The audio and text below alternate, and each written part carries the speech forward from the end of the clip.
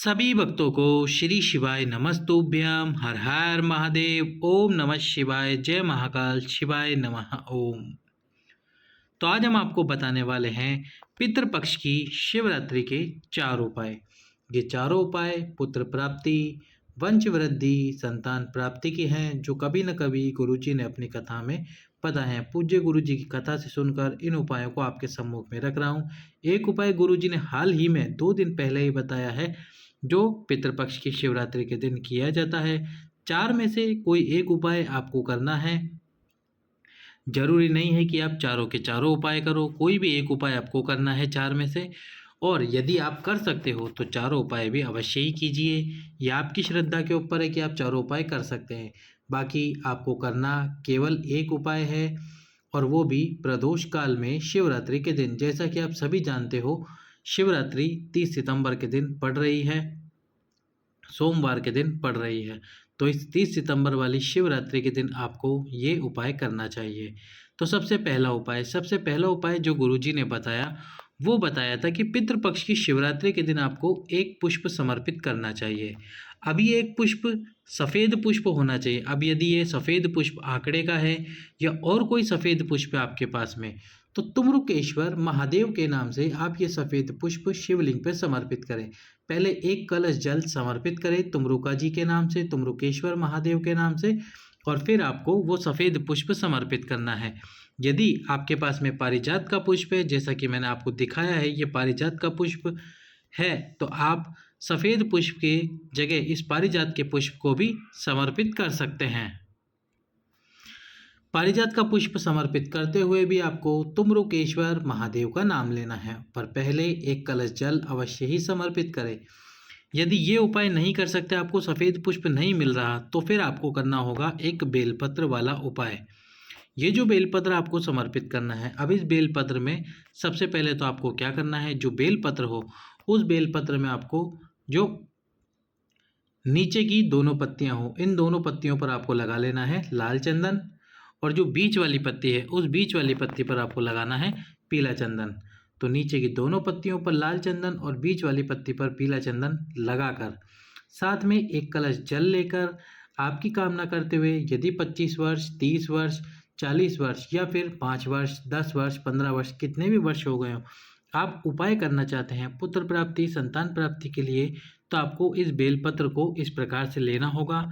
और इस बेलपत्र को लेकर साथ में एक कलश जल लेकर आपको इस बेलपत्र को लेकर पहुंच जाना है शिवरात्रि वाले दिन महादेव के शिवलिंग के सम्मुख में।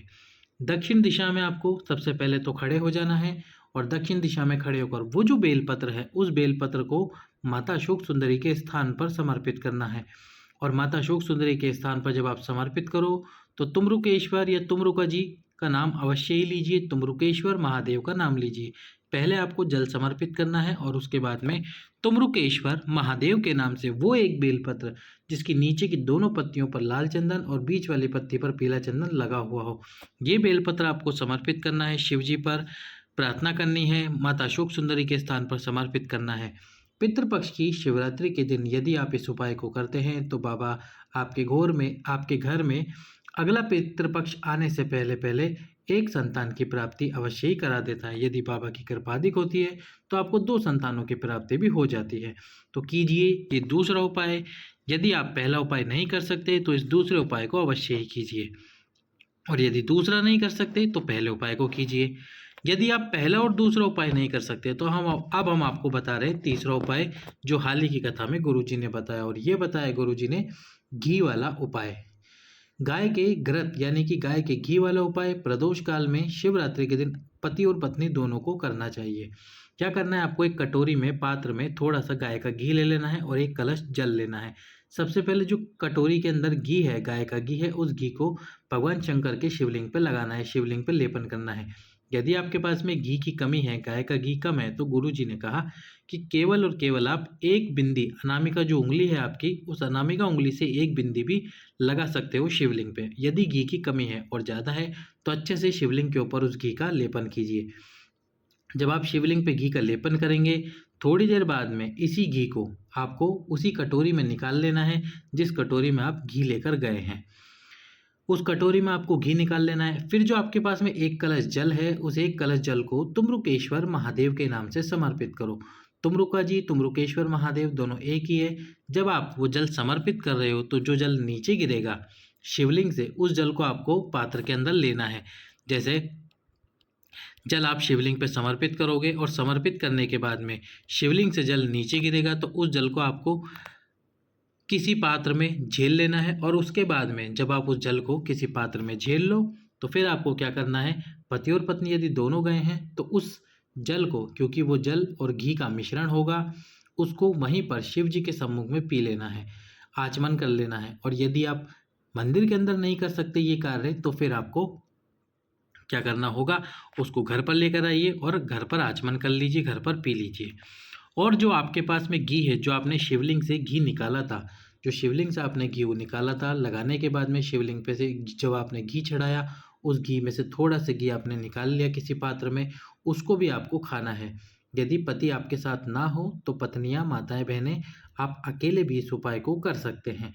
और जो घी है उसको आप जब खाना खाएं तो रोटी में लगाकर अवश्य ही खाएं।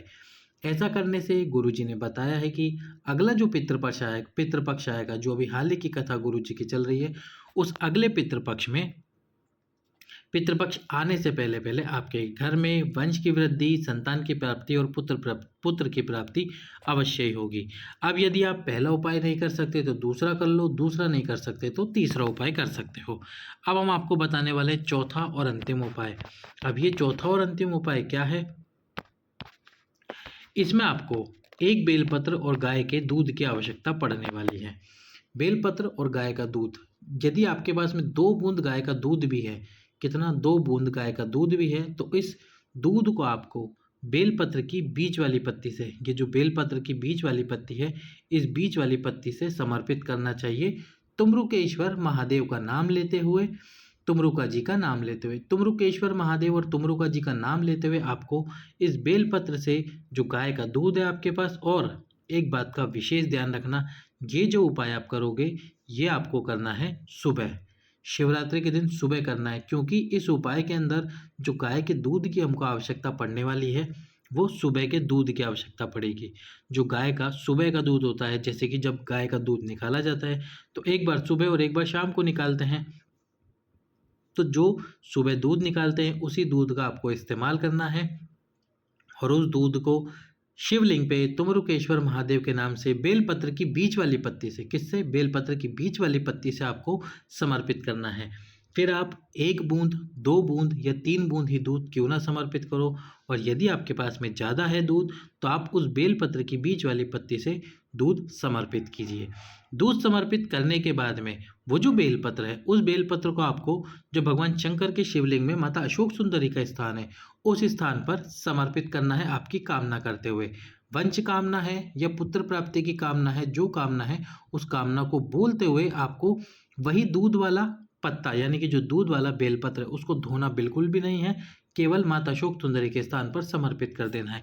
इसके बाद में अब आपने शिवलिंग के ऊपर दूध चढ़ाया है, तो जब आपने शिवलिंग पे दूध चढ़ाया है तो आपको थोड़ा सा जल समर्पित अवश्य ही करना चाहिए। तो जितना भी आपने दूध चढ़ाया है उसके बाद केवल और केवल 2 बूंद जल या फिर 2 बूंद से थोड़ा ज़्यादा जल आपको शिवलिंग के ऊपर समर्पित करना चाहिए। इस प्रकार से आप ये अंतिम उपाय करते हो पुत्र प्राप्ति, संतान प्राप्ति के लिए शिवरात्रि वाले दिन, तो आपको निश्चित रूप से होगी पुत्र प्राप्ति, संतान प्राप्ति। पहला उपाय नहीं कर पाए तो दूसरा, दूसरा नहीं कर पाए तो तीसरा, तीसरा नहीं तो चौथा उपाय कर लीजिए। और यदि आपके पास में समय है, आप सक्षम है, तो चारों उपाय कीजिए। वीडियो को लाइक कीजिए, चैनल को सब्सक्राइब करके वीडियो को शेयर कर दीजिए, ताकि सभी माताओं बहनों को इस उपायों की जानकारी मिल सकते। सभी भक्तों को श्री शिवाय नमस्तुभ्याम, हर हर महादेव, ओम नमः शिवाय, जय महाकाल।